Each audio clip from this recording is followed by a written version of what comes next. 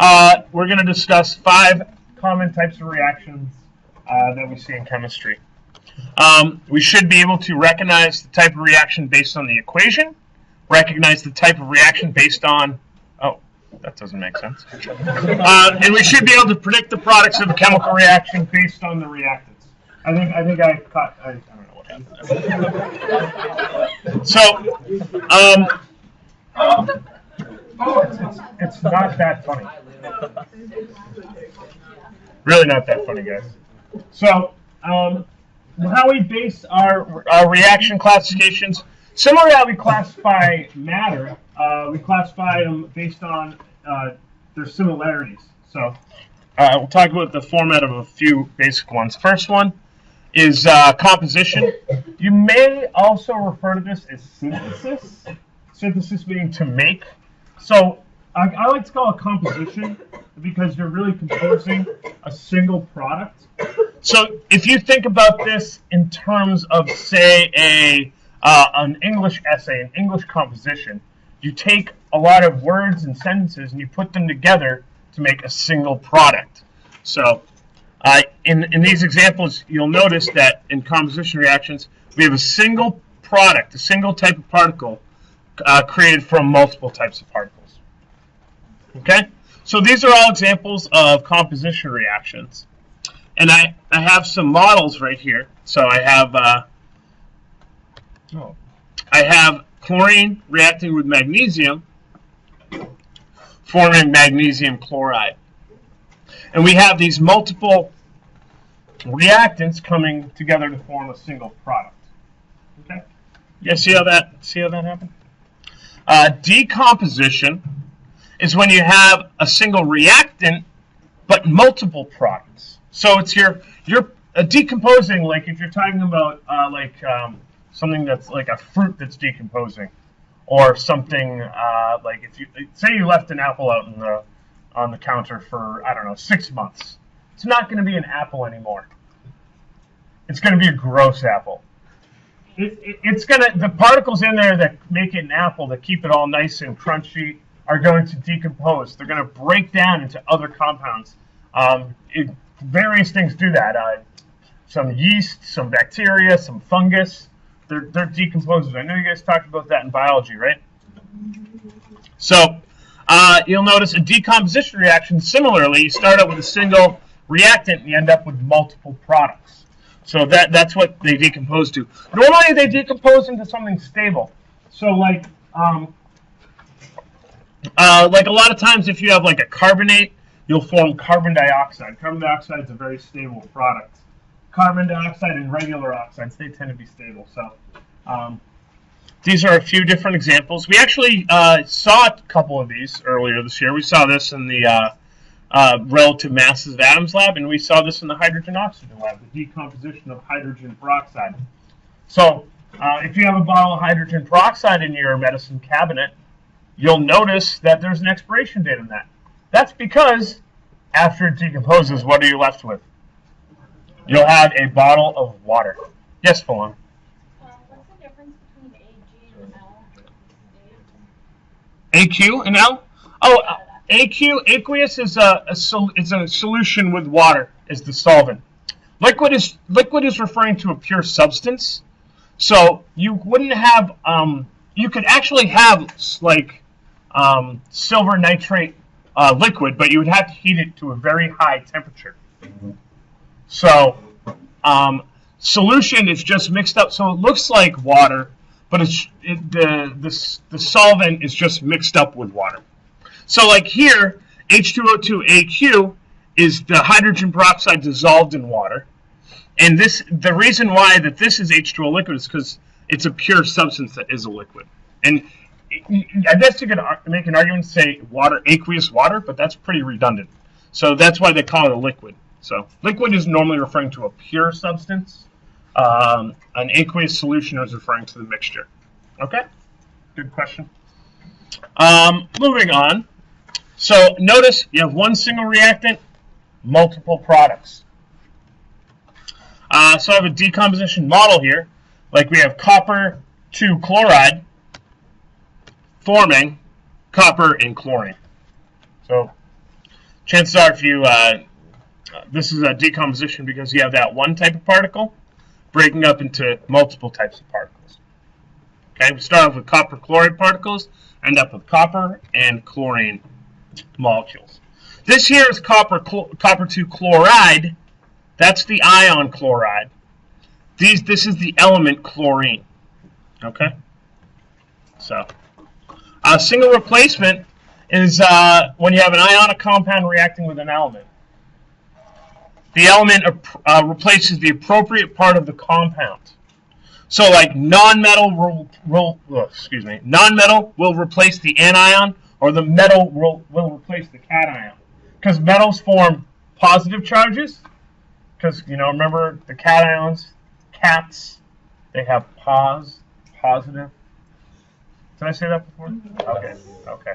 So metals form positive ions, the cations. So, like for example, this first one, copper 2 nitrate reacting with magnesium solid. So, and you guys were talking to me a little bit about this before in the warm-up. How do you know which one the magnesium goes with? It goes with the one that takes the opposite charge when it's a cation. So, like, you have copper, which is copper 2, which is a positive 2 charge. Nitrate, which is a negative 1 charge. What ion does magnesium form when it does? Positive 2. It's a cation. Positive 2. So it goes with a negative nitrate anion. So that's why you have magnesium nitrate and copper. Notice what happens to the charge of copper. Here it's +2, here it's no charge. That's a key thing. We're going to talk about that a little bit later when we talk about oxidation reduction. Aluminum chloride reacting with fluorine. So it's a similar thing. How do you know which one the fluorine is going to go with? What is the fluoride ion? That's where we want to look to. The fluoride ion, as we talked about, is F-. So it's going to go with the positive ion, aluminum. That's why you have AlF3 and Cl2. You go through the element. That's not balanced. Don't worry about that. You can balance it later. So here's a model of it. I didn't realize I animated this, but so if we have like copper 2 chloride reacting with oxygen, we end up with copper 2 oxide and chlorine. So the oxygen bonds with the copper because the oxygen forms a negative 2 ion, and it bonds with the copper 2 positive ion. So think about it. Your chloride and your oxide are going to repel each other. They're both negative charges. Opposite charges attract. Because chlorine gains electrons, oxide, they both gain electrons. So you're not going to have two things that gain electrons. And we'll talk a little bit about that at the end of this. So there's our reaction where we have our oxygen, which is, and this here is molecular oxygen with no charge. Keep in mind that. So the oxygen goes with the copper and is replaced by the chlorine. And I think I owe you another chlorine molecule, but I'll put that in later. Double replacement is when you have two ionic compounds and they switch anions or cations, depending on what you're talking about. Either way it works, but I like to think about this as a double date gone really bad, but it ends up okay.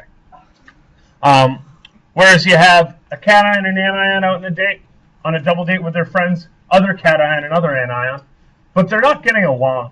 And then the other partners are like, hey, I like you. Why don't we just go out together? And then the same thing happens. So they just switch partners and leave. And everybody's happy. Whereas single replacement is where you have the third wheel, but the third wheel, what do they call that? There's like a name for that when somebody like steals your date.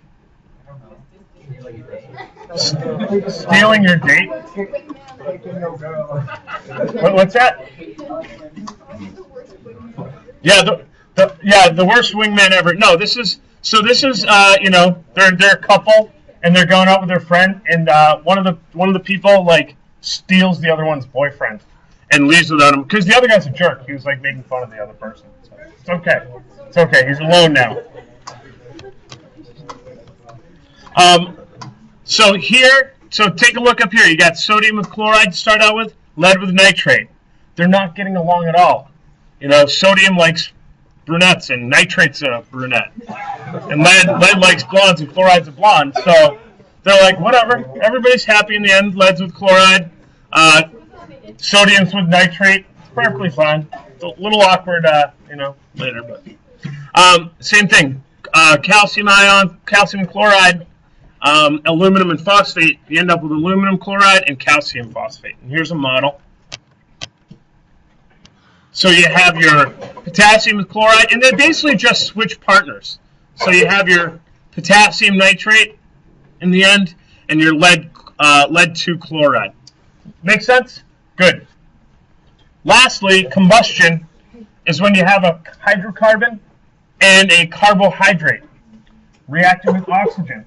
Similar to a process that you talked about last year called cellular respiration. That's right. So our products are carbon dioxide and water. Assuming you have enough oxygen. Anyone know what happens if you don't have enough oxygen? What do you produce? Well, you die, but what do you produce in a combustion reaction? You have detectors for this in your house. Don't say smoke. Carbon monoxide if you don't have enough oxygen. And then you die again. So. Or your alarm goes off and you get out safely, hopefully. But, yes?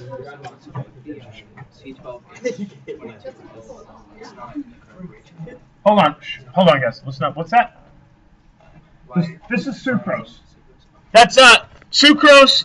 This is a fructose and a glucose molecule put together. That's what sucrose is. But it's dehydrated, so it lost an H2O. That's why it's not C12H24O12. Like, never mind. That's organic chemistry. When you guys are all chemists later, taking organic chemistry, I said when, not now. So, almost done, guys.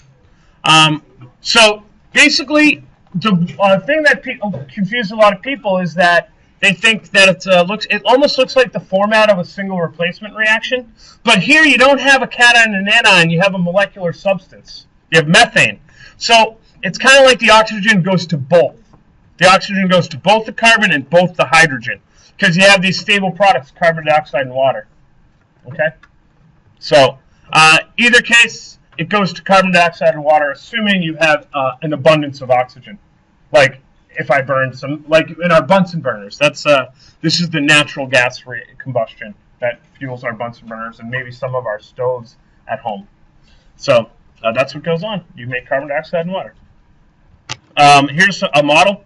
You start off with a hydrocarbon, and you have the oxygen going to both the carbon, making carbon dioxide, and the oxygen going to the hydrogen, making stable water.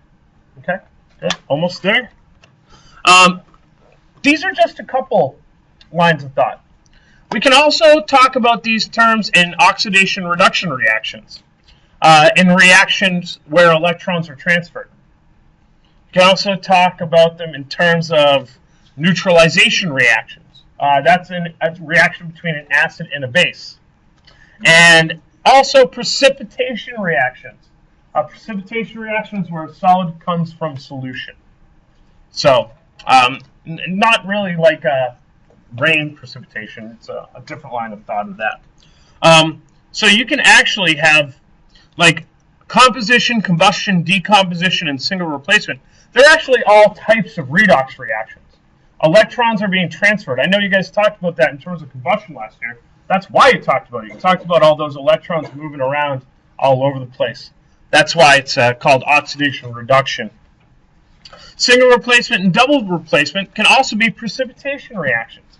You can have a solid coming out of solution with those. And neutralization is also like a double replacement reaction, similar to the one we did in our warm-up, where we had potassium hydroxide, which is a base, reacting with sulfuric acid, which is an acid. Redox, you guys don't have to take this down. I'll post it up if you want to look back to it later. Just listen up for now. This is not going to be on our lab quiz, none of this stuff. None of these last couple slides. Is where atoms change charge. Where when you gain or lose electrons, that's how you change your charge. You're a charge changer. If the atoms decrease in charge, the atom's considered reduced. You get reduced by gaining electrons. If the atom increases in charge, it's considered oxidized. You increase in charge by losing electrons. Okay? The mnemonic for that is oil rig.